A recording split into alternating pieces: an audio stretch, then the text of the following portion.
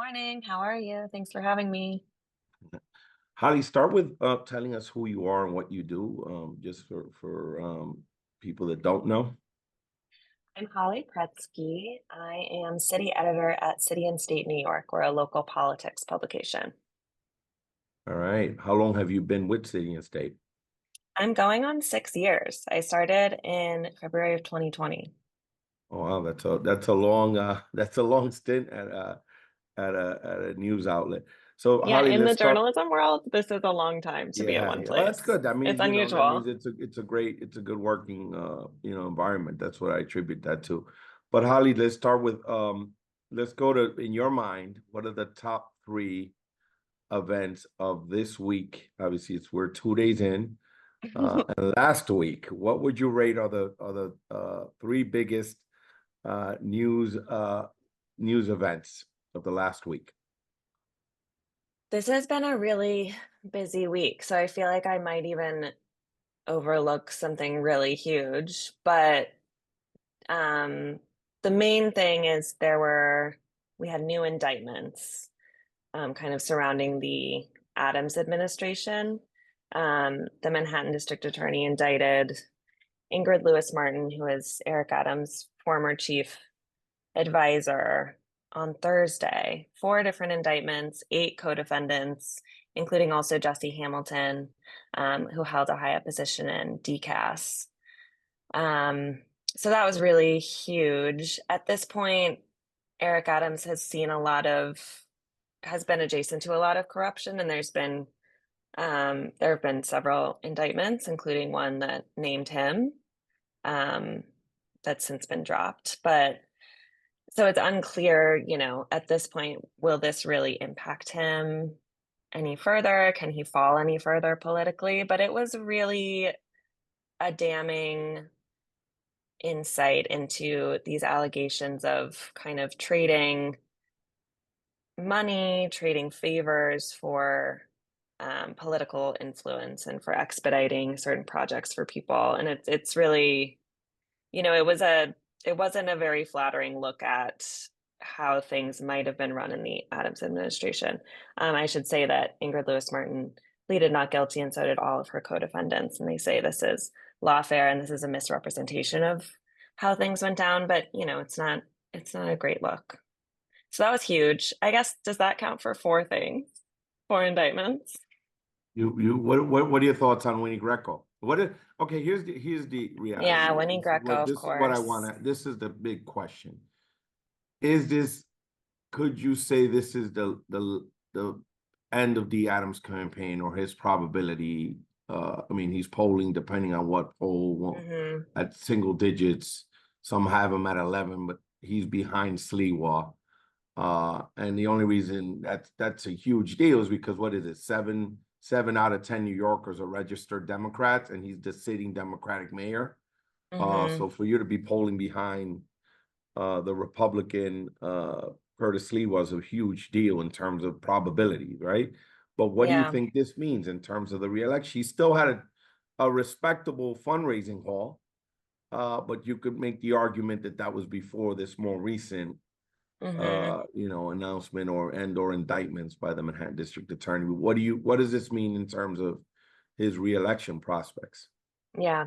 Just really quick, you mentioned the Winnie Greco thing, which was this other crazy thing that happened last week where another top Adams ally handed a reporter, Katie Honan from the City, not to be confused with City and State, which is where I work, different news outlet. Really, really great nonprofit news outlet. Really great reporter was handed a potato chip bag full of cash with an envelope full of cash.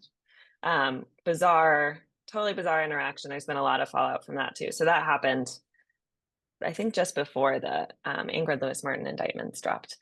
And as far as Eric Adams' campaign, he was really a long shot prior to these two incidents. I think the fundraising, I would have to look more closely at the dates. I think it might be that he saw a little bit of a spike in fundraising after um, Andrew Cuomo lost the primary so decisively against Zohran Mamdani, and kind of moderate or business or real estate, all of these interests that were really concerned about Zohran Mamdani. There was a period of a few weeks before we knew for sure that Andrew Cuomo was going to stay in, before we'd seen a, and too much polling about where everyone stood, where it looked like it was going to be maybe an Eric Adams, Zohran Mamdani contest. Um, so I think maybe the fundraising, I would have to double check, but my theory would be that some of the strong fundraising happened during that period. But as the summer has worn on, it definitely seems like Eric Adams' chances are not so great, largely because Andrew Cuomo is staying in and is running as an independent and is polling in second place. And then also he just keeps getting hit. Eric Adams keeps getting hit with these um, really unflattering news cycles. There was one prior to this, his former police commissioner sued him in a hefty lawsuit alleging just rampant corruption within the NYPD. It wasn't like it didn't make a huge splash, but it's just this like steady thing since I guess we found out November 2023 that the FBI had taken his phones. And since then, it's just kind of been a steady drumbeat of like this these allegations of corruption that I think are probably going to prove too serious for him to overcome to get reelected. But I'm really wary about making predictions, as you know. That's why I've been so hesitant to come on the podcast because I just like you never know. Like a lot of people are saying they saw Zohran Mamdani coming now. A lot of people are, talking a big game about how they saw how talented he was. And of course, and it's like, no, you didn't. No one saw this coming. Very few people saw this coming. I mean, in hindsight, it's easy to say, of course, Zohran Mamdani is like this extremely talented person. Of course, when we saw in the debate that there were more viewers of this debate for this primary than ever before, we should have, like, of course, it was going to be this almost landslide for Zohran Mamdani, but it's really hard to make predictions in politics. I mean, it's not about getting it right. It's also about, it's about taking a shot and seeing who, if you get it or if you can read the tea leaves or not. But that's I fine, think Holly. it is about getting it Ha, right. I ha, think ha, that ha, there's a lot ha. of like political power, a lot of where people derive their credibility and power in politics, I'm starting to learn is like Mhm. forward looking, being the one who is correct, being the one who can really read like where the currents are going, what the voters are going to do, and being the one who can do that the earliest, which makes politics kind of like it's like an oracular, is that a word? Oracular. We're all oracles trying to be. Makes it very forward But looking, but I Holly, think and we'll move again, on. But I have one question, one thought, right? As a reporter, part of your job is instinctual as well. is what? Instinctual. Your job Mm-hmm. is partly instinctual. How do you get a story before another reporter? A Yeah, lot of it is driven by instincts, and sometimes you're hearing things, you're seeing things, you start to look, you start to ask, totally. and some of And the it, thing some of it about is right, some of the tips are right, some of them are, Yeah. But the thing misleading, also but about being there like a is some politics guessing, journalist, but like there I'm is an some editor, guessing. so I'm more behind the Yeah, scenes. Our got it. reporters, Annie McDonough and Haley Donaldson, are our City Hall reporters, and they're really great. The thing about like being a journalist in this ecosystem of people who are always trying to tell the future and trying to be right is that when you make a prediction as a journalist, or when you like try to read you talk to all your sources, you really try to get a sense, and then you put something out that's like, this person, Andrew Cuomo, before the primary, Andrew Cuomo is likely to be elected. He's the favorite. All the polls show that Andrew Cuomo's in the lead. When we do that as journalists, that then itself kind of it shifts the future. Like that has an impact itself. The prediction making itself manifests. So it makes it even more impressive that Zohran Mamdani, against all of that narrative, was able to pull this off. I mean, it really was like everyone was saying the word stunning. It was totally stunning. It was really, I felt like I was witnessing a moment of a big moment in New York City history, this big, stunning upset of this 33-year-old guy who had been in the assembly for just a few years, taking down this huge former governor with millions of dollars of spending and all these like high-powered political veterans behind him. How did you feel? About the outcome? Well, look, Yeah. I mean, it's not apples to apples, but I witnessed firsthand how former Mayor Bill de Blasio came out of nowhere. Mm, There was a series of events, right? Because that's usually, yeah. it's not just a vanilla thing, right? But I saw how it sort of, he went from no one thought he would be mayor to mayor, right? And then Yeah. again, a series of events happened. It helped, but it was also, I'm biased, but it was a well-run campaign. You know, Yeah. he read the tea leaves, right? He bet on people. Remember, Ray Kelly was extremely popular at the beginning, and then De Blasio said, "No, I'm going to, remove him, and I'm going to reform stop and frisk." He said a lot of things. Universal pre-K. He understood that Yeah. child care was important, and it Yeah. was, on policing and universal pre-K, paid sick leave, the Yeah. municipal ID. As a He made person who a lot. is close with de Blasio and really knows a lot about how de Blasio governed, what would be your advice? Because it seems like Mamdani's really studying de Blasio closely. And it seems like he's also studying Brandon Johnson as kind of like someone he doesn't want to The emulate. other thing Bill did that I think again is some similarities that I witnessed firsthand was that he didn't do mail. Bill de Blasio did was people don't credit him with doing Mm, digital early on. He had a person on the team, Jessica Singleton, who was brilliant in terms of the digital. So mm, he didn't do mail. People forget. yeah. He did mail at the end in Staten Island because he thought he could beat Loda there, and he just had it, was sitting a lot out of money and just did it. But he was a lot of the campaign was there were they and again certain things happened that also helped, right? So it's a combination Yeah, of the there's two. always those like unpredictable So factors. I see some similarities in how Zohran again captured the social media, the sort of the videos were very. I remember watching myself the polar bear, The and I polar said, wow, bear that's pretty. No, that's really plunge. good. No, it's very clever, Yeah. And and the the one where things he he interviewed did. Trump voters, a lot of people are talking about Yeah, that and the one Knicks now. and going and get involved with the Knicks and how the energy around the Knicks and being there on site and some of those Hmm. interviews. I thought the one in the deli was very good when he Yeah. wrote about his small One business thing plan about because him that, that's the outer borough New Yorker, right? They buy their yeah, sandwiches in delis still. I think one thing about his campaign that's impressive, again, hindsight's 2020, but it seemed you go back and you watch that first video that he made to launch his campaign, which by the way, Peter Stern at City and State broke the story that Zohran Mamdani was running for mayor. Yes, he Um, did. which is great. But if you go back to that first video when he officially launched, his message and his like way of carrying himself is pretty consistent, which I think is Mhm. very like he knew and his campaign people knew from the launch what their vision was, and they were able to stick with it Mhm. throughout. I think some of the other candidates, you saw them launching in a certain way and then migrating on certain issues or trying to present themselves kind of differently or seeing what other candidates were doing and then reacting. I feel like Mamdani was so consistent from start to finish, and he really allowed, he stayed in his lane and he allowed it to kind of build on itself rather than like looking around and seeing what his And competition were doing and reacting to that, being knee jerk. And de I guess Blasio did Cuomo the was, same thing. De Blasio said, yeah, I'm going to raise taxes on those making upwards of $500,000.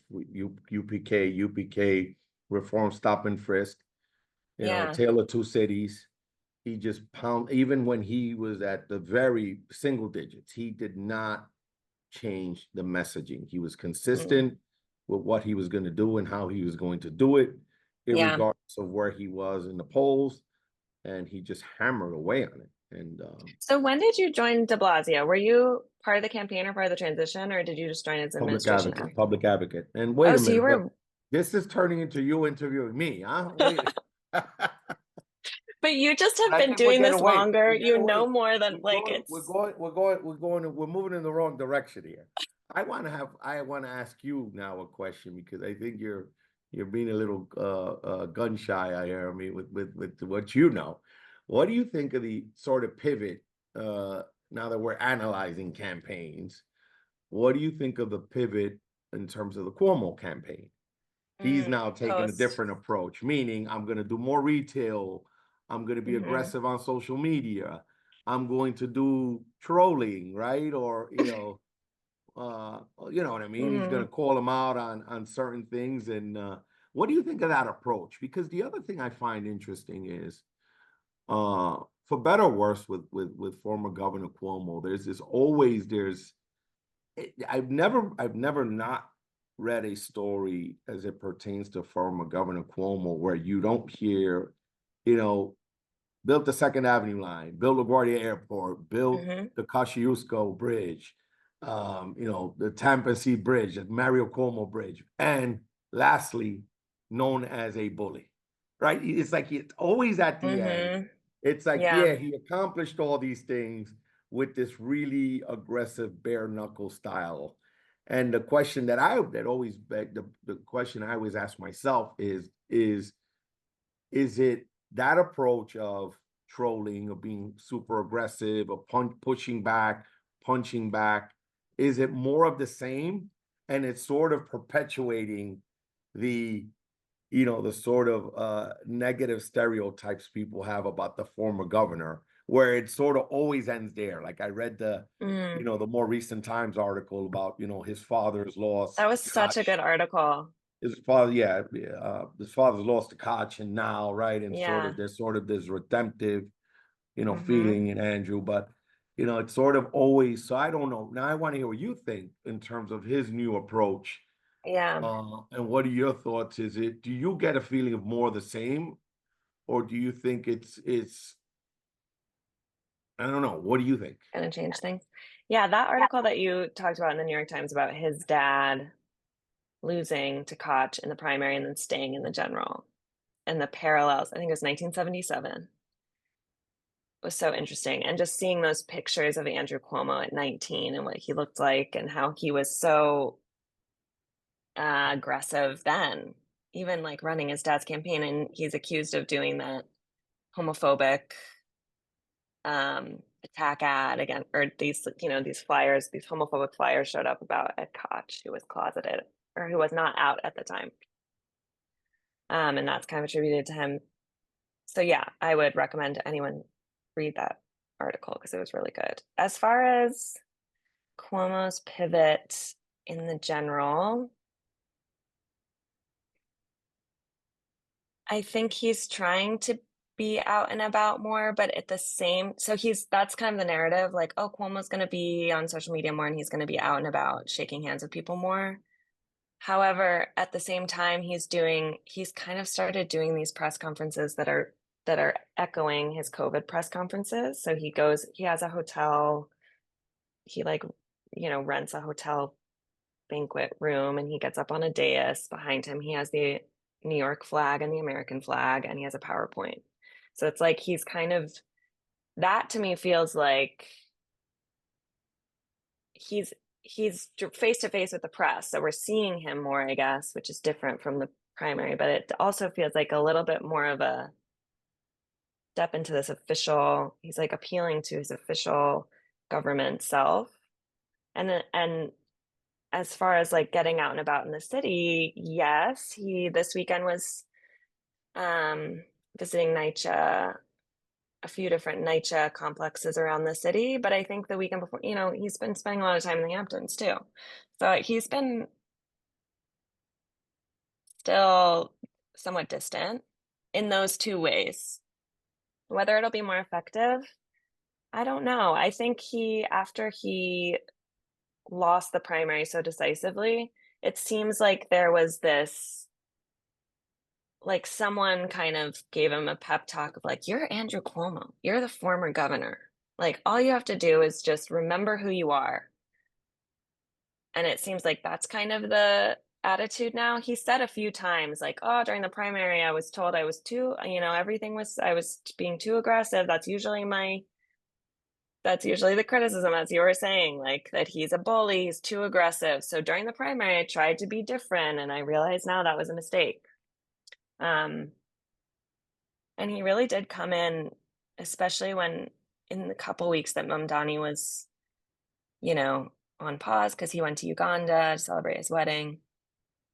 Cuomo was really hitting him in a new way that felt like kind of going negative on Mamdani in a way that Mamdani had not had to deal with in the primary because you know, no one was really, I mean, there was the WFP slate, so there was kind of like a no, they had agreed not to go negative on each other. And then Cuomo didn't take Mamdani seriously enough to go really negative on him in the primary. So we were starting to see that. And that did kind of feel like a tone shift for a little bit, but not so much anymore at this point. I just don't know. Like the things that they're trying to hit Mamdani on, I don't know that they're sticking. Like they tried to hit him on the rent stabilized thing. They tried to hit him on prostitution, on like previously wanting to decriminalize prostitution. And I just don't know if these things are like Yeah, it's bordering sticking. some, and they try to hit him on how much he bench presses, which is I think is That was more Eric that's like Adams. really that's like really Lord. That's I was like my masculinity coming yeah, into I don't know, play. but that's like what if that's Like that's a thing they tried to hit De Blasio. I feel like there was all this stuff about De Blasio not being like macho enough too, and that doesn't really. I'm not sure that that's what we want in our mayors. If you look at all our different mayors, a lot of them weren't weightlifters. but I mean, well, what do you make of that? I think that's bordering on like That was weird. I mean, I bordering on didn't like. desperation, in all Yeah, fairness, I'm not like Zohran Mamdani played soccer at Bronx High School. It's like he's an athlete. I mean, yeah, like but whatever. when it I just becomes find it like a like physical yeah, it's kind of strange. Yeah, that was more the mayor. But the mayor's very into that. Like Eric Adams, he was doing pull-ups the other week too when he was at a press conference about like the Citizen app. He was doing pull-ups on a like I don't know what it's like a traffic light. And he's very into fitness and he wrote a cookbook about, staying healthy. So I guess that's part of his brand. And maybe that's, he has his smoothies and he takes his meetings, I guess, from his treadmill. So maybe that's just Eric Adams continuing to do that. But yeah, the side by side comparison of them each doing bench presses was odd. And it's yeah. kind I of just I interesting. I just mean, I just think more around. It's almost November. Like if that's what we're focusing on when you're yeah, I think Eric Adams has expressed a lot of frustration about feeling like his accomplishments are under recognized yeah. because The other thing I think ultimately, I mean, even from that perspective, was it the what do I'm forgetting what they called it, the treasure hunt, was it? scavenger Was it hunt. scavenger hunt? Yeah. And in a sort of eclipse in terms of the mobilization and the volunteers and again, it's also what I find interesting going back to what you're saying about messaging and the consistency of messaging is that Hmm. everyone is reacting to tangible actions that he's taking, which automatically hurts you, right? Meaning, if it's like when you ignore someone, and especially in business, this passive aggressive ignoring, going back to Cuomo not thinking he was formidable and not acknowledging him to sort of responding to everything, it sort of shows that you're flat-footed, meaning you're being reactive and you don't really have a Hmm. sort of Right. message, right? Where you're attacking whether he can bench press or not, or Hmm. whether a scavenger hunt is newsworthy, when the reality is he mobilized way more people than I was like, well, oh Lord. I was like, this I is know it's a little freaky. It's like, okay, are we gonna have a it's problem with this huge of a it is crowd? impressive. And the reason it's newsworthy is he's turning out thousands and thousands of people. Yeah. And people are more interested in that than whether he can bench press two plates or 220. I don't know what that means, but Yeah. Imitation is that's the other thing you realize too, is that imitation is the highest form of flattery. Hmm. Everyone is now pivoting to his social media approach, And I similar to do Bill. think just No shout matter out how to much people Chiose, who's attack a city him, council member who is doing videos really, really well, and yes, I think correct, was the correct. Yes, he deserves a and lot of yes, credit for that pioneering is this fair. like That is new fair and influencer strategy. but that is fair and accurate. But irregardless of how you feel about the mayoralty of the previous mayor, yeah, everyone talks about childcare. Everyone talks about Hmm. pre-K. Everyone now, right? Everyone's platform includes some semblance of allowing parents to go back to work, allowing parents, the kid gets into school, the child gets into school earlier, the likelihood of success increases, but it is part of the everyone's campaign platform. Um, you know, Yeah, everyone you, wants to yeah, expand childcare. yeah, affordability. So for better or worse, he has run a transformational campaign, and I say that the attacks are more sort of a segment of at this point. It's beginning to look like desperation, but to your point, anything can happen. There's still a Yeah. whole lot of time left on the clock, and who knows, right?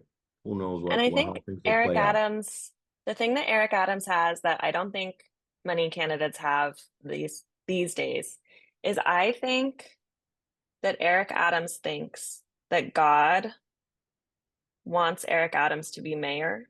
Like Eric Adams has this really strong faith and this like inner sense. It's almost like a vocational thing. Like he feels called deep in his soul. And I think that's why he didn't resign, like why he has withstood all of this turmoil and all this pressure that might have forced, another politician to resign because he has this like inner thing about God wanting him to be mayor.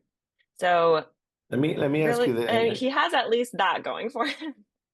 let me ask you this because I want to wrap this up because I know you have other things to do.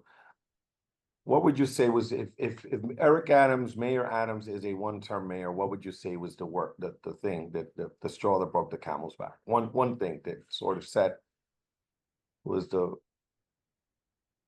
His downfall. I think this is it's not that creative of an answer, but I think it was just loyalty to his longtime friends and associates at the expense of seriously governing. So I think he just surrounded himself with people he really trusted, who he had known for a long time, rather than saying, now I'm mayor, I need to prioritize people's experience. I need to hire people who, you know, have a track record of actually running a city. And I think that's his downfall is that he stayed loyal to people like Tim Pearson and Ingrid Lewis Martin rather than kind of having that, valuing them as his friends, but not giving them the keys to the city, power to run the city. I think that was his biggest mistake. And then I think this has been said a lot too, but I think his relationship to the press has become it's gotten to a point of being almost irreparable, it seems. Like there's just no trust, there's not respect. Um, and that I think a lot of people see that as preventable, that he could have his press strategy and his way of dealing with the press could have been handled much differently.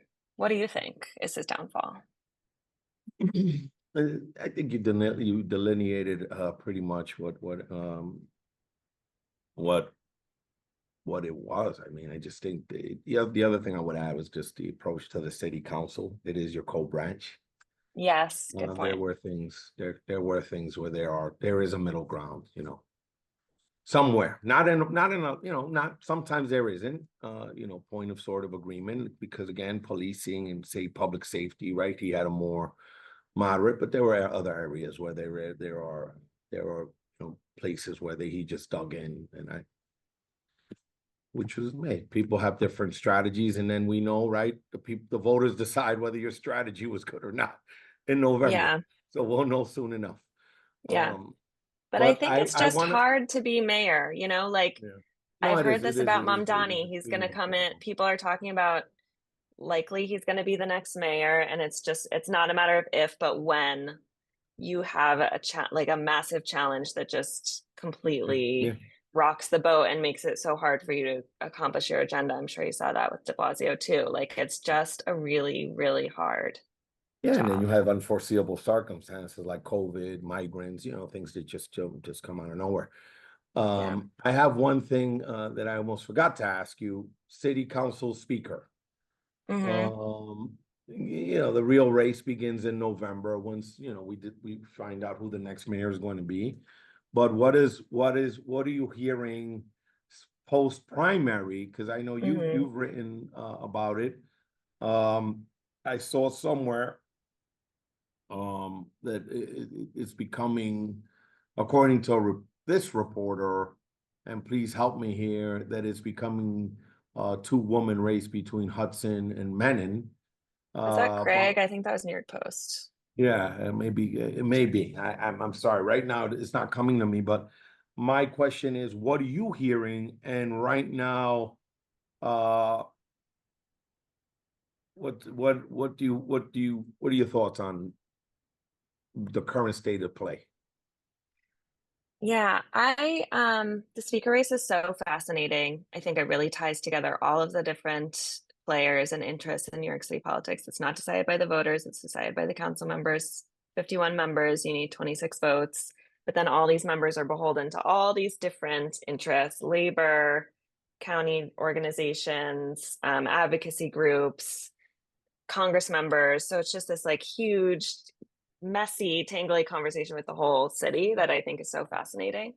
Um, this race, it does seem to be, I mean, the two names you hear most often are Julie Menon, Upper East Side council member who formerly worked on the census, and Crystal Hudson, Brooklyn council member, who's been pretty prolific and won her seat with support from Hakeem Jeffries. I'm not sure like how much they talk now or how close they are now. But other names are Amanda Farias, the majority leader, Carmen de la Rosa, who did support I don't know if she officially endorsed him, but she was out and about with Mamdani pre-primary, which I think means something these days. She said she's running, and then Chris Marte is making calls, which is interesting too. And then there have been a few other names in the mix, like Kevin Riley, Sylvina Brooks Powers. They have been mentioned, previously. But as you said, it's still early. And last time around, when the city council chose Adrienne Adams, like she at August in August of 2021, I don't know that Adrienne Adams was really on people's radar as the likely next speaker, just to say that things can really Yeah, for sure. change. But yeah, certainly Menon and Hudson are both campaigning, actively campaigning. And a big question is, assuming Mamdani does become mayor-elect, will he get involved or not? Um, de Blasio really helped choose Melissa Mark Viverito, who obviously did a lot of work herself too, but he got really involved, got a progressive speaker in there. Eric Adams for his first term. Eric Adams sort of got involved, but then was kind of wishy-washy about it, I guess. I guess he didn't really commit to someone, and he was kind of behind Francisco Moya, but it kind of backfired, and that whole race was a little bit more messy, and we ended up with Adrienne Adams, who people expected to be aligned with Eric Adams because they're from the same part of the city and they're both kind of moderate. But she actually turned out to be, a huge check on the mayor. As you said, like they've had a lot of conflict and they've been on the opposite side of a lot of issues. So definitely interesting. to it's definitely a really interesting political race to watch, kind of like in the background of the mayor's race, which is so attention grabbing and vivid. Holly, we're gonna wrap with who do you think in your field? Name three reporters you look up to. Maybe that's a Jeff bad choice of Colton. words, but people that you say, they're sort of the standard, or people that you whose work you respect, and think they get it right most of the time in terms of your line of work. Yeah, Jeff Colton is a former city and stater, now at Politico, does great work. Um, I read him very closely. Katie Honan, who we already talked about, at the city, also a really great City Hall reporter.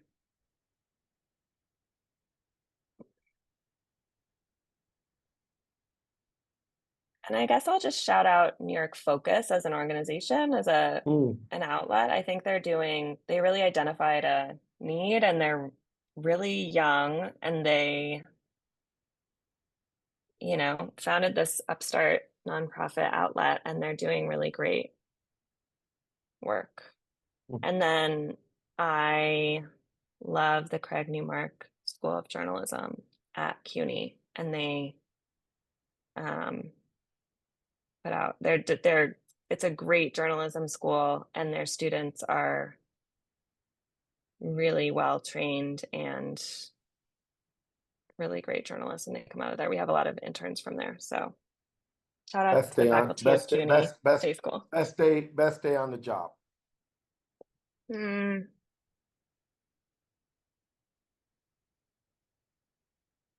I don't know.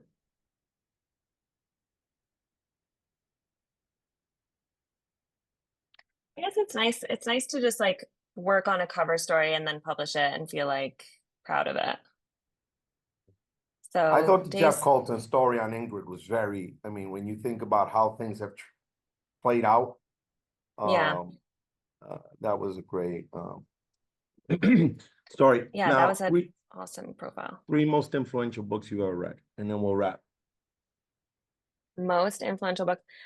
The Age of Surveillance Capitalism by Shoshana Zuboff is a book about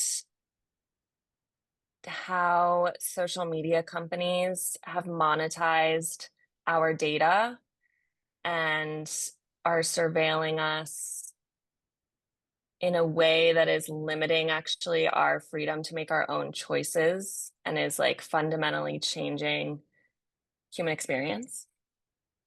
That was a huge book. Right now, I'm reading Gods of New York by Jonathan Mahler, which is about New York City from 1986 to 1990. And it's really, really good. I'm not done with it yet, but I'm really enjoying it. Lots of the same characters that we're still talking about: Curtis Lewitt, Donald Trump, Al Sharpton, like all these people who have been around since then. And it's just really great to learn that context about them. And then I just read Demon Copperhead, which is by Barbara Kingsolver, story based on David Copperfield, um, about a kid growing up in Appalachia, and it's about the opioid crisis and about like rights to land and independence and rural urban divide. And it definitely changed my life. Very, very good book. Well, yeah, Mahler, did you read Ladies and Gentlemen, The Bronx is Burning? No, I haven't yet. That's Need very to. good. You should. I'm It's a very embarrassed good to book. say. It's all right.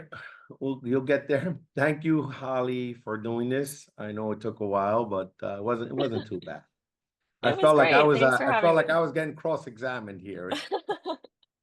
The Well, you tables have were a lot of turned. knowledge to share. The tables were turned, but it was all in good fun, and hopefully we'll do this again soon, and more to come. Thank you so much, Holly. All the best. Thank you. Talk to you later.